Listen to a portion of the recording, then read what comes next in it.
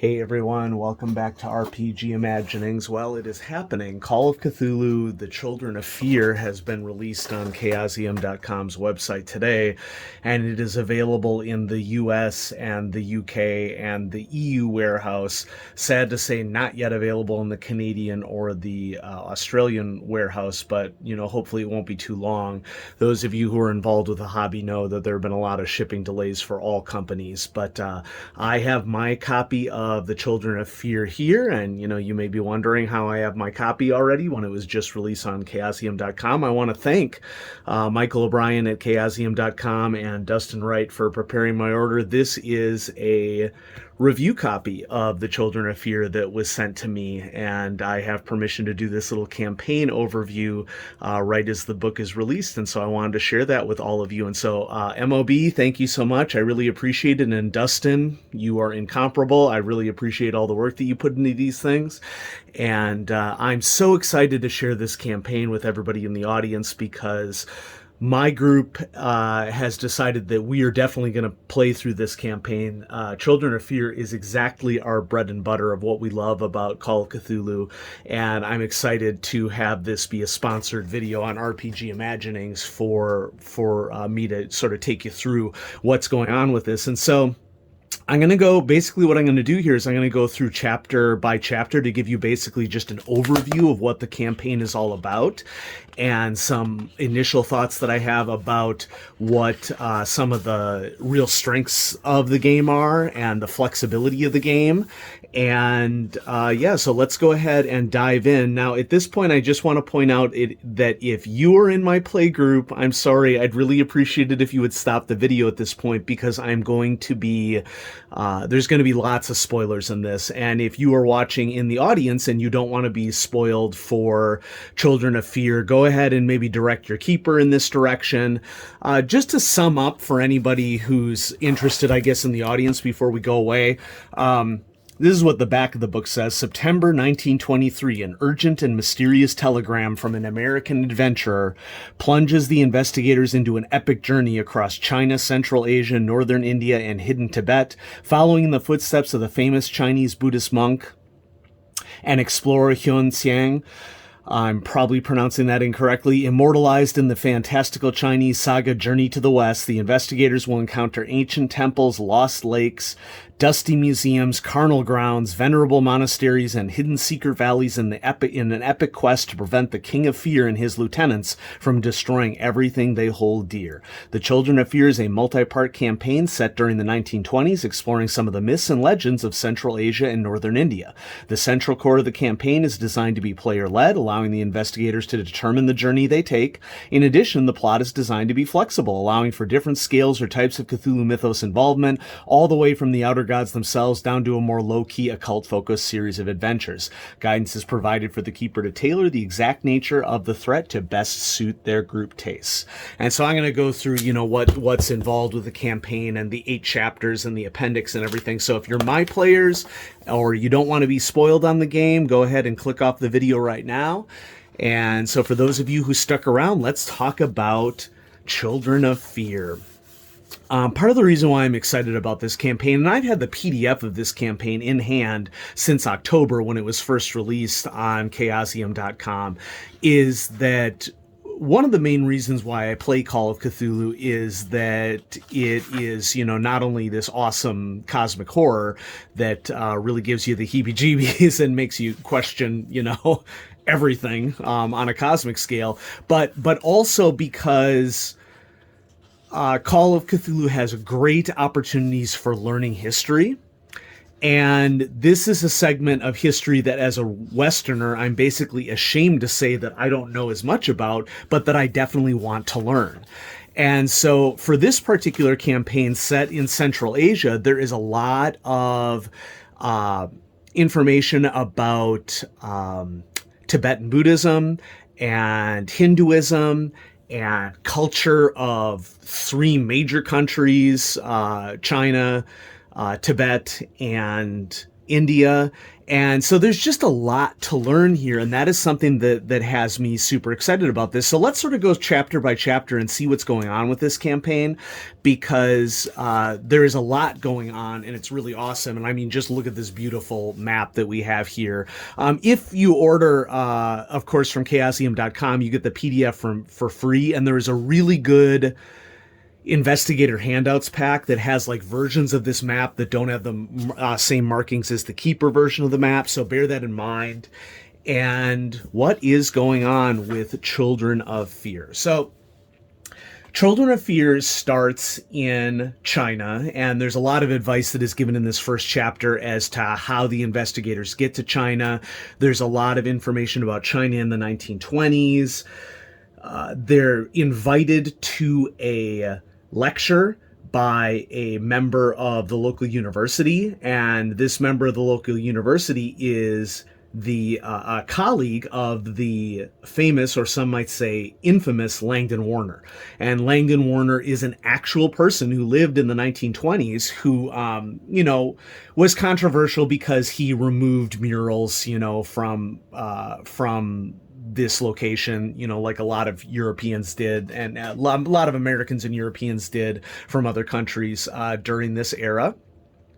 And so he features as a major NPC in the campaign. So the whole idea behind Chapter 1 is that Langdon Warner sent a telegram to this colleague of his, and that gets the investigators on the trail, and the investigators are basically asked to figure out why Langdon Warner is in trouble and what's going on there. And so this sets them out on the Silk Road, which is, of course, this very, very famous trade road that existed in Asia for a long time. And this really gives me Horror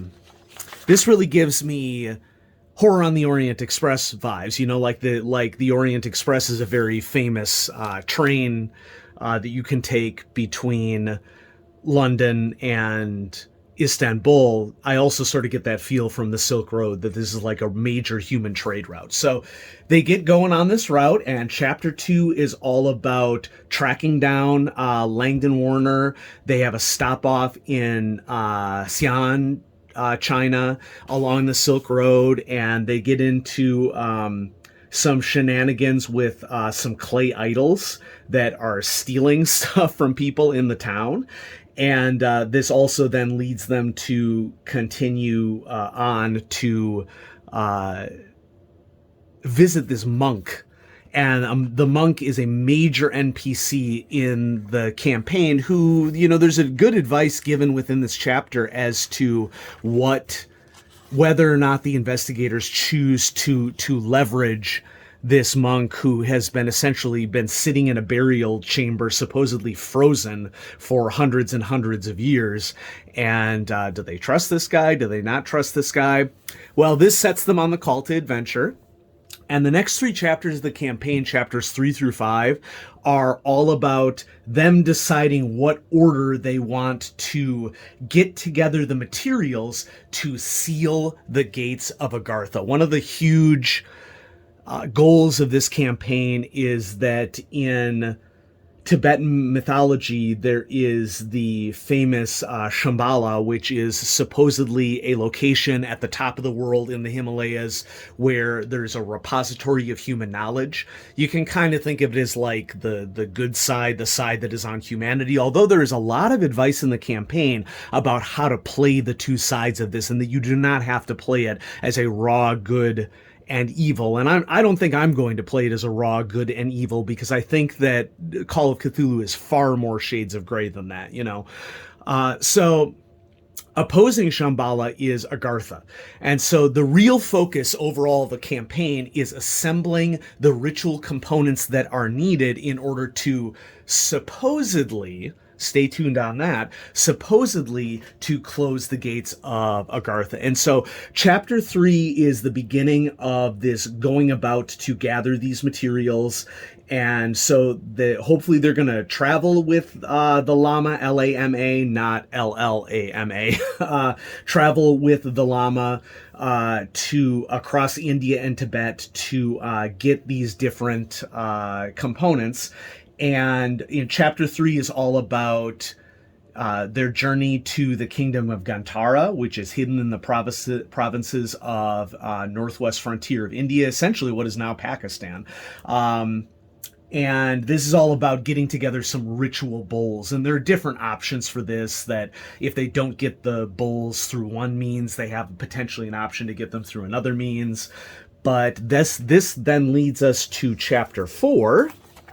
And Chapter 4 is about going to a carnal grounds. And so one thing to note about this campaign is that there are some, what I would consider X-worthy elements to it, like the X card, where a player touches an X card. And amongst those, we have carnal grounds, which are open burial grounds. There are themes of cannibalism in this campaign. And so, just like anything, you want to double check with your players. This is definitely a mature campaign that is based upon aspects of world religions that Western players may not be aware of, and it may be surprising to them. So, read ahead is what I would recommend.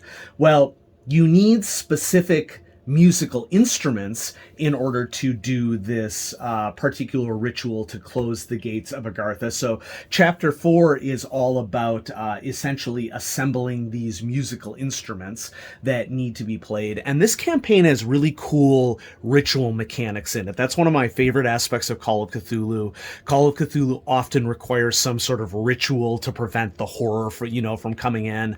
And a huge focus of this campaign is deciding what order the investigators are going to assemble all of these ritual components. And so they're going to be building these musical instruments in Chapter 4.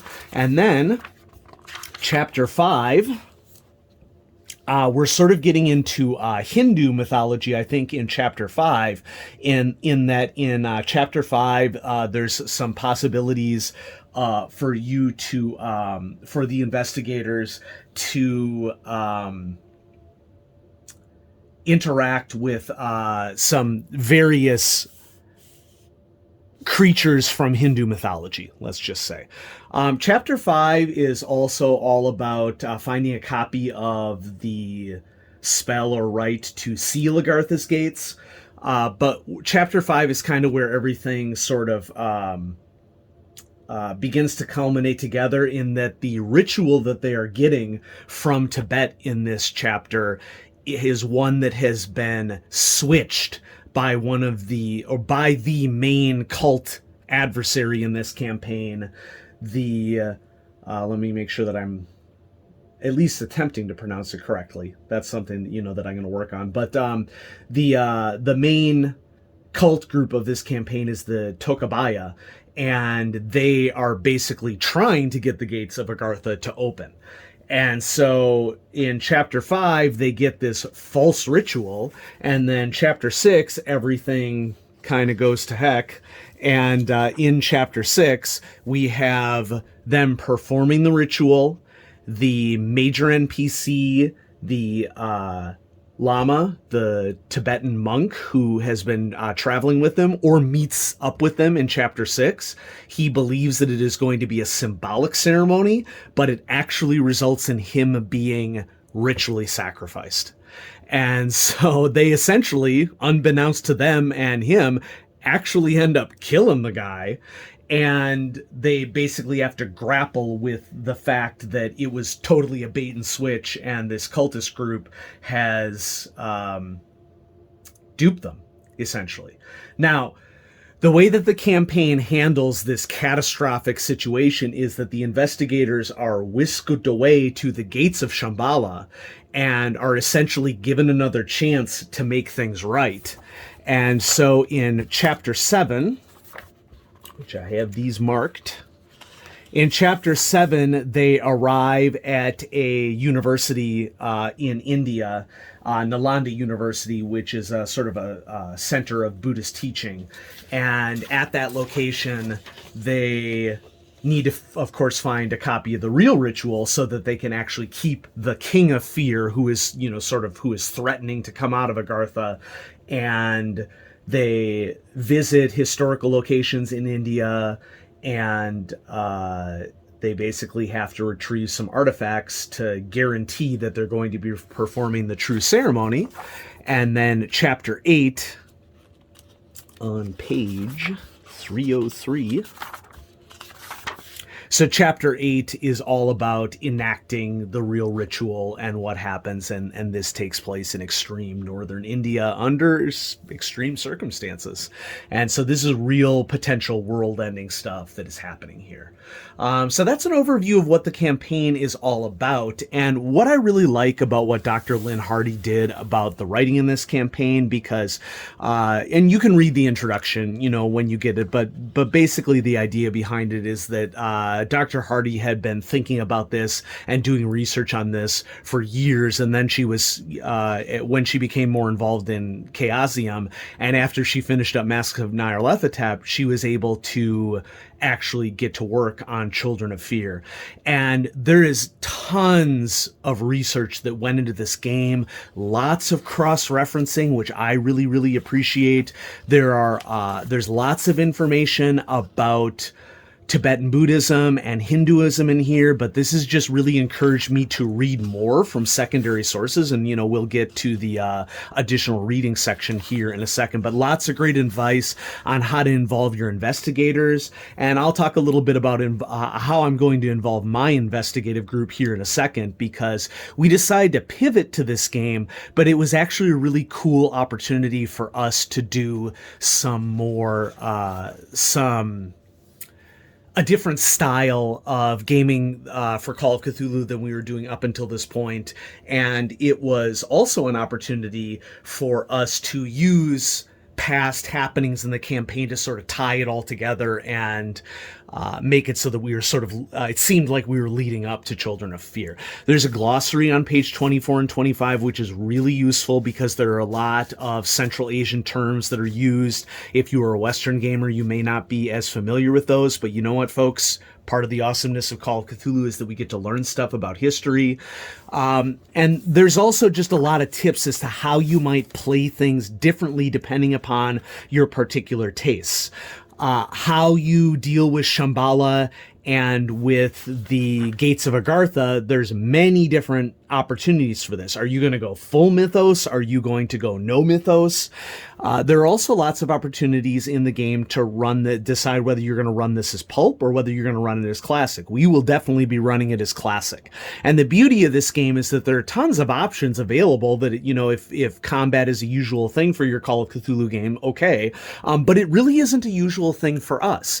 And when I read through this campaign back in October and November, I could immediately see that, yes, this can definitely be run as a mostly investigative focused game.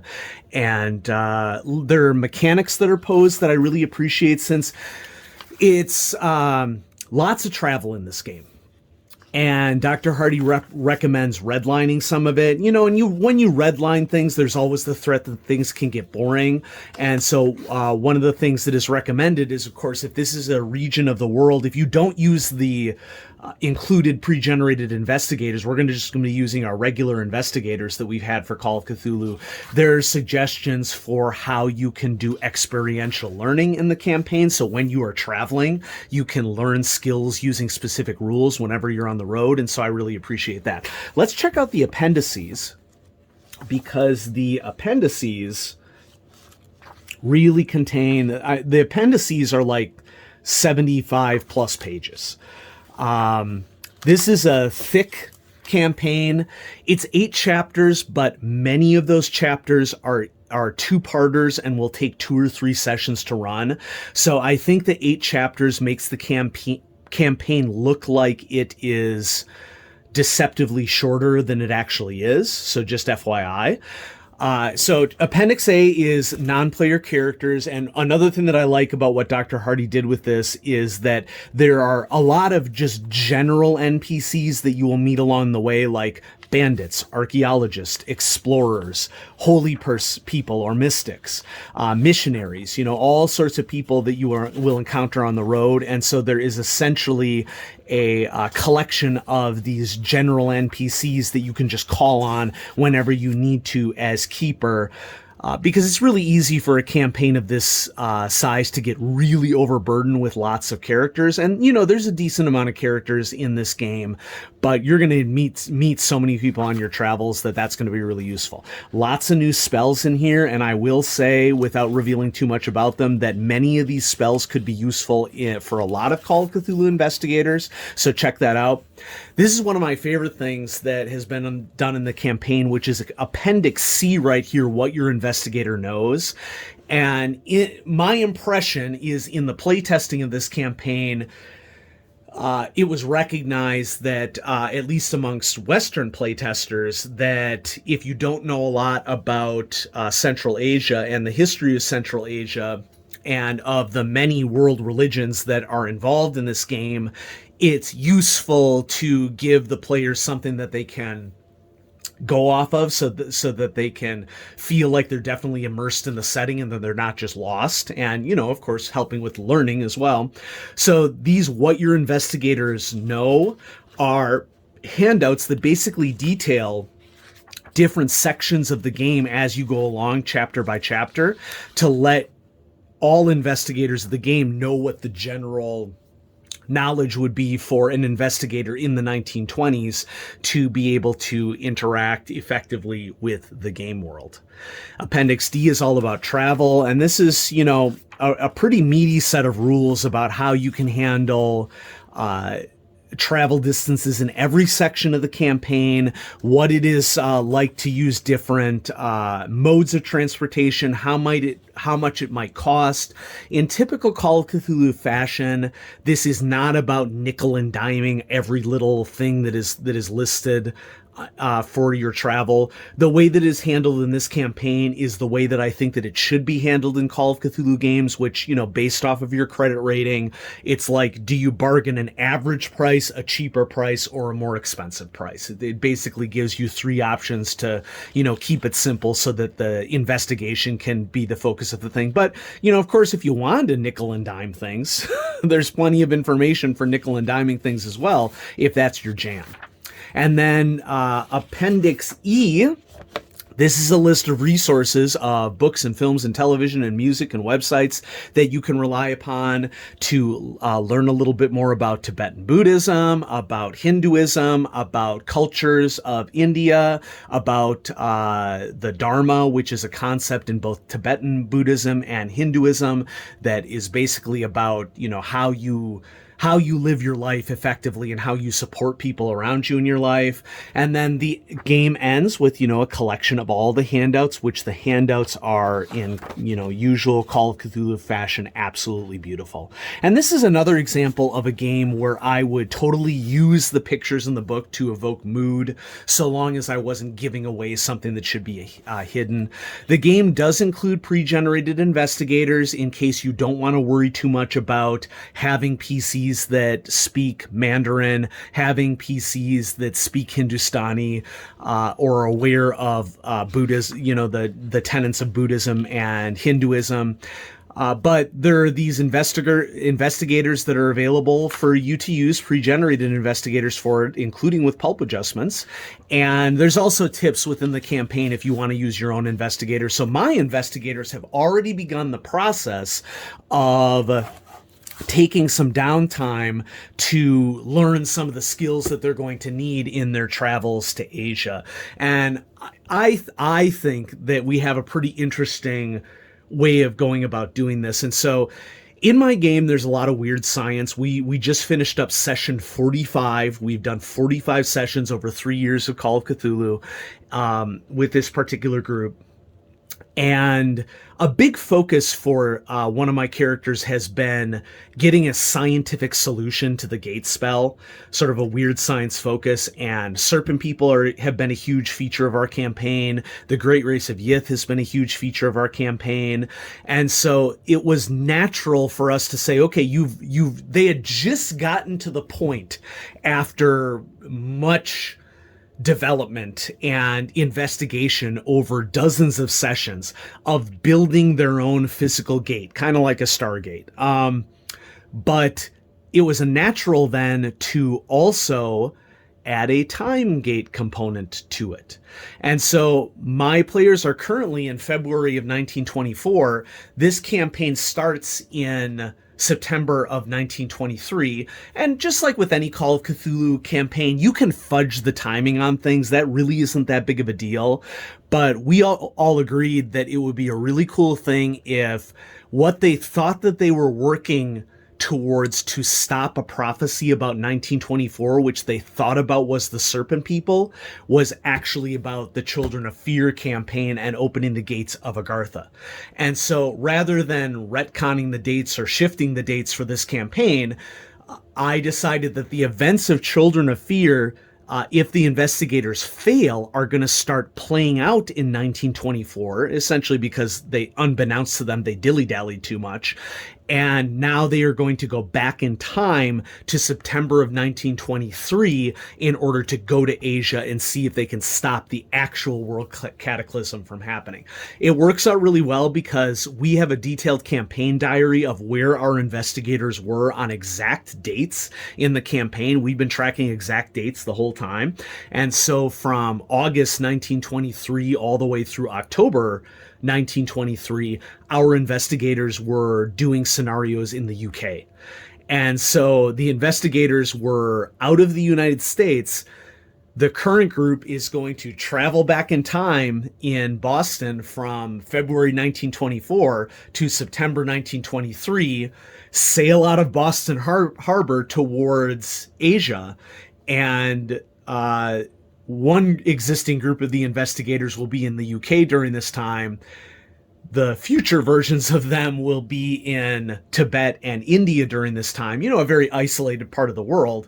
So, and we'll fudge, whatever's necessary to make the story work from a time travel perspective. But I just thought, and they agreed, that this was a really fun way for us to incorporate a time travel aspect into the game. So right now they're doing things like learning about China and learning Mandarin and preparing the spells that they need to turn their scientific gate temporarily into a time gate. And we came up, I came up with some mechanics for that. And so I am so excited to begin the Children of Fear campaign, and they are as well, because just like me, they are lifelong learners, and I'm excited to learn a ton more about Central Asian culture and, two huge main world religions that are connected to each other. Hinduism and Tibetan Buddhism are very closely linked to each other because, of course, the Buddha is an avatar of Brahma in Hinduism. So this is just going to be a super fun journey, and thanks again to Chaosium for providing this review copy of Children of Fear. Order it. It's a really awesome campaign, and I'm super excited to dive into it. And thanks to Michael O'Brien and Dustin for providing this review copy for me. And, hopefully this sparks your interest in Children of Fear. And so thanks everybody for watching. I appreciate it a lot. I'm going to have a lot more stuff coming up for you on RPG Imaginings, and I'm very excited to share this with you today. Have a great day, everybody. Bye-bye.